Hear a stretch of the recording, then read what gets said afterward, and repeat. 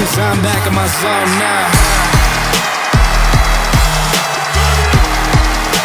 Cause I'm back in my zone now. Hey guys, this is Addison Ohms with Zone Student Athlete Consulting, bringing another Z6. Last week we had Patrick Laird on with the Miami Dolphins.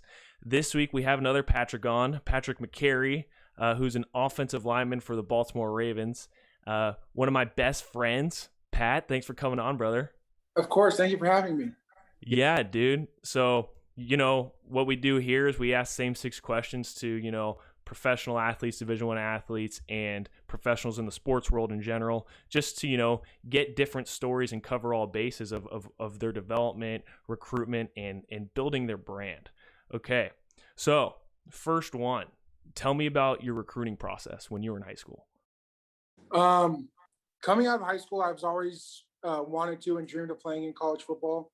I didn't get a lot of attention coming out. I had a lot of friends. I was getting scholarship offers starting in like junior year maybe. And I was always kind of wanted that attention from colleges, never really got it. And then after my senior year, had a pretty solid senior year and got one offer from Utah State, maybe about a month before signing day. And that was my only scholarship. So I committed on the spot. And then Cal actually came 2 days before signing day, had an offensive lineman decommit, and then I committed there because I love the school. My brother was actually there at the time playing football. So when I got that offer, I jumped on it and I was super excited to go there. Yeah, thank God you did. That was Because I Coach met Jones, you. right? Great. Yeah, and then we met each other. You met that was Coach Jones, right? That was Coach Jones, yeah. Oh, wow. What a guy. What a guy. Okay, now tell me about your development as an athlete, from high school to now where you are in the NFL. It took, throughout the whole process, there's obviously levels to everything. In high school, there's certain things you have to focus on through college and to the NFL. But at the end of the day, I just think that how you approach every day physically and mentally takes a big impact on where you end up and how far you could go. So as long as you take it as much professionally as you can, as much as a business as you can, and still having fun with it, because that's obviously equally as important. But just going out there and working hard, and that's what I did. I just took it one day at a time, try to get the best out of every day. And when a lot of people were out there partying and doing their thing, it sucked at the time, but it's ultimately what you want most. You got to sacrifice some things that you want now for what you want most. And it was a great lesson, and I still have a lot more work to do, but yeah, just approaching every day with the right mindset, the right attitude, and it'll take you where you want to go. Totally. Yeah. You're hitting, the hypervolt on your body while playing Fortnite, recovery. Yeah. Having fun, but recovering, working hard, right. And recovering hard. If you weren't, working, it was working while you were having fun. Okay. So now as a professional athlete, number 3, how important is your brand? How important is your brand as a pro athlete? Well, it's very important. At some point, football ends, and it's very crucial to take advantage of every opportunity you can while the spotlight's on you, to build your brand, because that's what's going to hopefully maybe carry you when you're done with football. And if it doesn't carry you when you're done, you at least get some benefits on the side while you're playing football. So brand is huge. And now that I've learned that college athletes could use their brand and their likeness for some benefits, that is crucial. And I wish I had that when I was in college, because I know that Addie and myself would take a lot of advantage of that. But that's something that I think Addie can help you a lot with, and just the whole thing. It's very important to do. Totally. If you had that in college, you'd definitely be sponsored by Chipotle or Subway.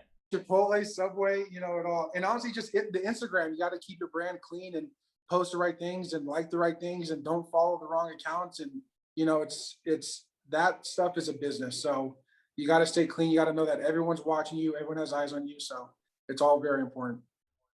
Totally. Love that. Great answer, Patrick. Okay. Number 4, what's the biggest regret that you've had, in your athletic career? I can't imagine there's been many, because you're to the point where you are, but, if there's something that you're like, oh, I wish I would have done this instead, maybe something else could have happened. Yeah, it's hard to say that I have certain regrets, because it led me to where I am. And obviously I wish I could have done a couple of things differently to maybe excel me, but I would have never known the outcome if I did it differently, So I still have a lot more work to do, but I think if I have one regret is to maybe take more time on my body health outside of like weightlifting, just with the stretching and your recovery and all that stuff, because now when you get to the NFL or college football, whatever, those injuries catch up to you. And as long as you're on the field, that's what ultimately matters. And the injuries is the quickest way, at least in the NFL, to lose your job. And I think it's the same in college, it's the same in high school. So as long as you're staying healthy and you can stay on the field, that's crucial. So you got to take care of your body off the field. And I wish I would have known that earlier, because I never cared about rehab or all that stuff in college or in high school, or even really my first couple months here in the NFL. And then I realized quickly that your body is what you make your money. That's where it's all about. So taking care of your body is something that I would, if I could go back, I would change and do a better job at. Totally. The best ability is availability. Yeah. Okay. Number 5, how would you rank the 3 between development, branding, and recruitment? If you're a high school athlete, you have this NIL, coming up, you're trying to get recruited, you're also trying to develop as an athlete. It's a lot. What would you rank those 3 now? I would say development's definitely number 1 for me, because if you're a good player, you'll play. Doesn't really matter about the recruiting process, doesn't really matter about branding. If you're a good player, you're going to play. End of story. Recruiting is significantly important, but so is branding. And that's kind of a hard thing for me to play second or third, but at least if you're getting recruitment at all, that's important. And if you're getting recruitment at all, then I'll put branding second, recruitment third, because branding is your own image and what people see out of you, and that will carry you further than necessarily if you're going to college for football. Then and if you're a good player, you'll find your way.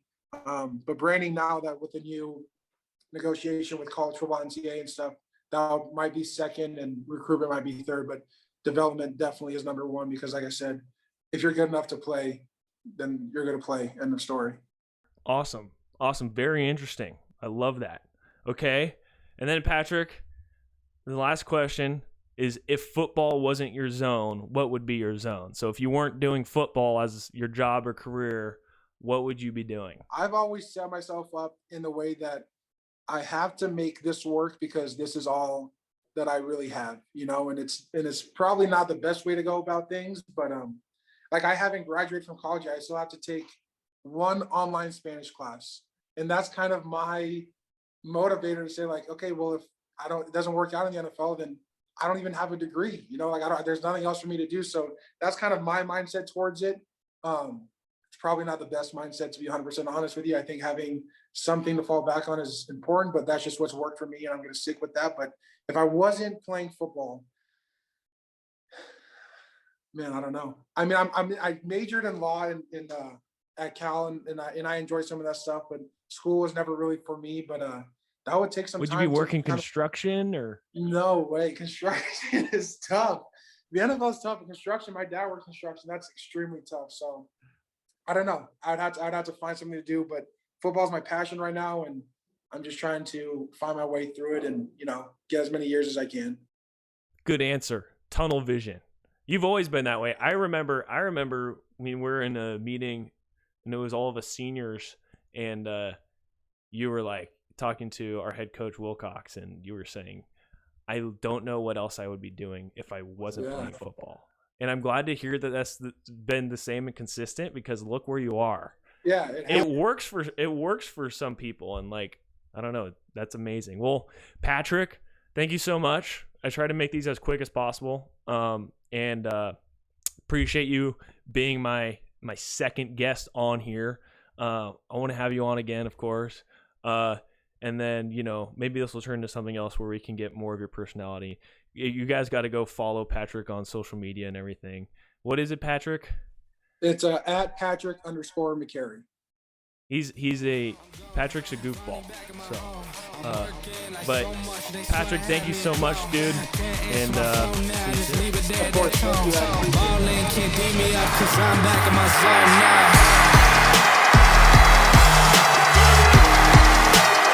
I'm back in my zone now.